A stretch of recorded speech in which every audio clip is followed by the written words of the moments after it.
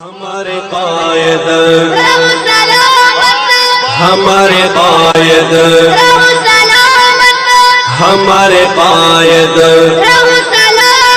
کرے فرشتے تیری کرے فرشتے تیری حفاظت ہمارے قائد رہو سلامت ہمارے قائد رہو سلامت۔ السلام علیکم ورحمۃ اللہ وبرکاتہ۔ انا للہ و انا الیہ راجعون۔ بڑے غم کے ساتھ اور سخت صدمے کے ساتھ یہ جان کا خبر سننے میں آئی کہ ہمارے مدرسہ دارالعلوم اشرفیہ عربیہ راندیر کے موقر مائع ناز تجربہ کار اور ماہر استاد حدیث و تفسیر و فقہ حضرت مولانا محمد کلیم لوہاروی صاحب جوار رحمت میں پہنچ کر رحمت اللہ علیہ ہو گئے۔ اس صدمے کو الفاظ میں بیان کرنا مشکل ہے کہ امت کا کتنا بڑا خسارہ ہوا اور ہمارے مدرسے کو کتنا بڑا جھٹکا لگا، کتنی بڑی کمی ہو گئی۔ حضرت کی عمر زیادہ نہیں تھی، حضرت سے بڑی امیدیں وابستہ تھیں مستقبل کے اعتبار سے۔ اللہ نے تقریر و تحریر کا بڑا زبردست ملکہ عطا فرمایا تھا۔ فتاوی بھی چھپے ہیں، حضرت کے خطبات بھی چھپے ہیں۔ حضرت بڑے مقبول اور محبوب استاد رہے، طلباء کے درمیان بڑی عزت اور وقار رہا، اور خود بھی نہایت سنجیدہ اور بڑے متبحر عالم تھے۔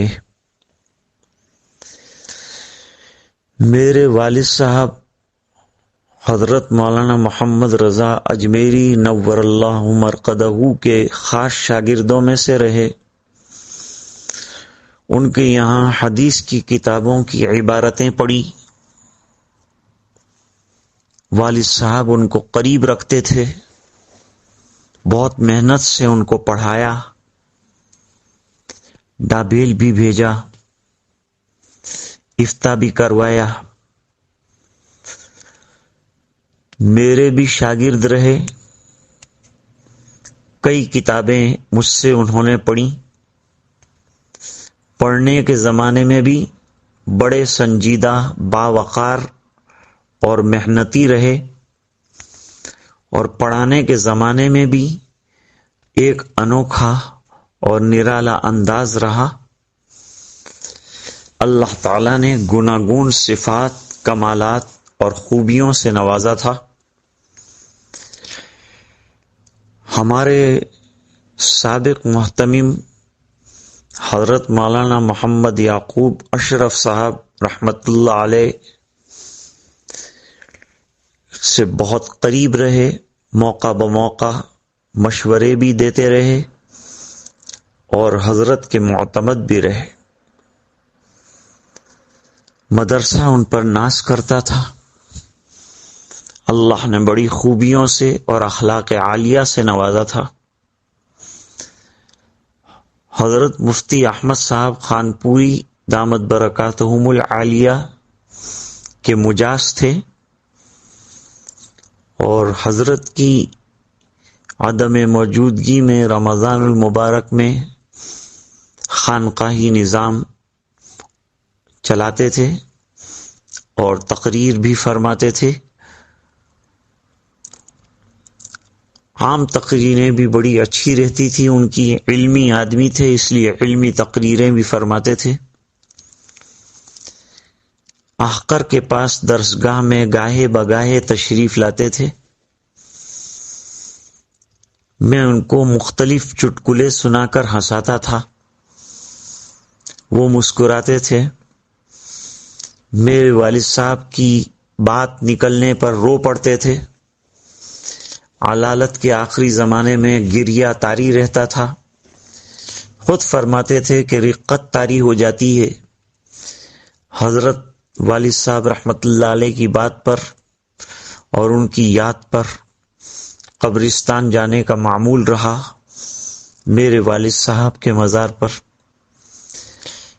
اولاد بڑی نیک صالح رہی.